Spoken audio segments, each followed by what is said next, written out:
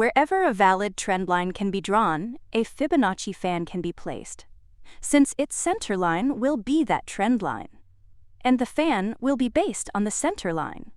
Realistically, not every single swing point will be covered by the fan lines, which can be used as trend lines. The fan is meant to identify when the trend, in this case a downtrend, is speeding up by going on a steeper decline, and when it is changing direction and slowing down, such as when price rises and crosses over the center line to the upper half of the fan, and faces resistance at subsequent trend lines. Just like other Fibonacci tools and technical analysis in general, the fan lines can maintain relevance well into the future, but generally lose effectiveness and reliability over time as price moves away from the original context the Fib tool was based on.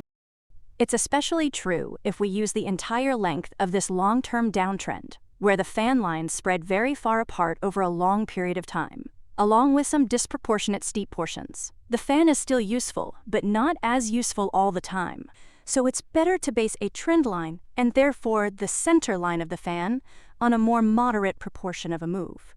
So not too steep or shallow of an angle, and not too short or long of a time range. In addition to a valid trend line that isn't too steep or shallow, it's usually preferable to use the first swing points that start a new trend, in this case, the first upswing points of the uptrend, no matter how minor they may be, such as the second upswing point in this case. Then using a Fibonacci retracement to easily highlight possible resistance levels. We capture many great areas of interest when price trades near relevant intersections of fan lines and retracement levels, though in reality this isn't perfect all the time. Not every move will be captured at some intersections, even when price is trading near them. With the benefit of hindsight here, we could adjust the uptrend line as later upswing points appear, and they produce similar and satisfactory results. But in real life, when the chart is developing and you're not sure how far the emerging uptrend will go, you only have those first few swing points. So in reality, the fan will usually be limited in its effective time and price range. Also, by this kind of factor, where it's used as a sort of scouting tool to highlight possible variations price can go in terms of its angle. Okay, here's an example with similar conditions. Let's see the Fib fan at work. It does indeed mark key developments during the transition to the current uptrend. Now, as the context changes, we should place a new fan in the context of an uptrend. Here in this situation, there's the choice between using the very first few upswing points or extending the centerline trend line to cover more swing points, but ones that appear later. Using the shallower option represents the uptrend better in terms of stability. Then, using the steeper option, but the first swing point gives us steeper angles, but still ones that can be useful for trend lines. In any case, both don't work out perfectly because there are quite a few steeper spikes of price, along with some bullish volatility, which can limit the effectiveness of fan lines, but these conditions do pop up in the real world. And the Fibonacci fan is not completely perfect all the time, and this example is a good demonstration of that. Then just like before, we can increase the usefulness of the fan lines by adding resistance levels with Fibonacci retracement levels. In doing so, we can also see why this tool is sometimes called the Fibonacci speed resistance fan. Because as price speeds up, those fan lines group closer together in the upper half and provide more resistance to the acceleration of the uptrend during those steeper portions. Now you may have noticed this grid, this box, with horizontal and vertical lines that are proportioned with familiar numbers from the Fibonacci retracement, as well as other tools like the Gann box.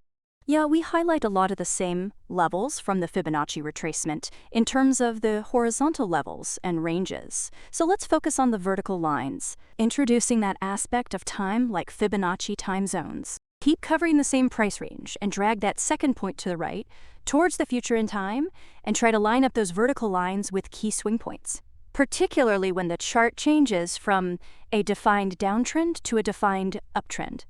And we can actually find some useful intersections of those vertical lines near key swing points during the uptrend's development, with the bonus of proportioned fan lines that can give us an idea about the effect and angle of bearish retracements. So if we try to apply this method when the trend is developing, it's not as useful since we don't have as many points to reference, and they are compact and closer together.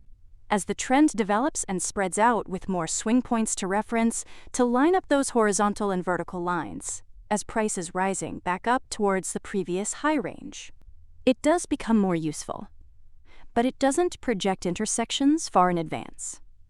In comparison to using the fan like before and combining it with time zone tools. So the disadvantage, especially when combining retracement levels for more detail, is that the chart gets very cluttered, and it's hard to focus on which intersections are important. Over to a bear market example. We apply similar tools and techniques, but try to limit it to 3 tools: one horizontal, one vertical, and one diagonal. And as price begins drastically dropping the intersections between the 3 of them, we're still cluttered, but it's not as messy of a chart as before, especially as they're spread further apart with this larger price and time range. And that does result in highlighting some key points in price and time when the trend could slow down and when retracements could be resisted. All with reduced noise compared to the previous example that used more tools in a narrower price and time range. Now it might look appealing to combine a fan from a downtrend and one from an uptrend, and look for areas where they cross. However, even when the lines are spread further apart from a large price and time range, like in this case, the chart can still get quite cluttered, and it creates quite a lot of noise. Also, even when just using one fan, especially on a chart like this, where there are contrasting periods of flat movement and range-bound trading, and steep spikes of volatility, an overly shallow center line can result in shallow fan lines that are too close together to begin with, and too far apart later on. And the same thing with an overly steep angle.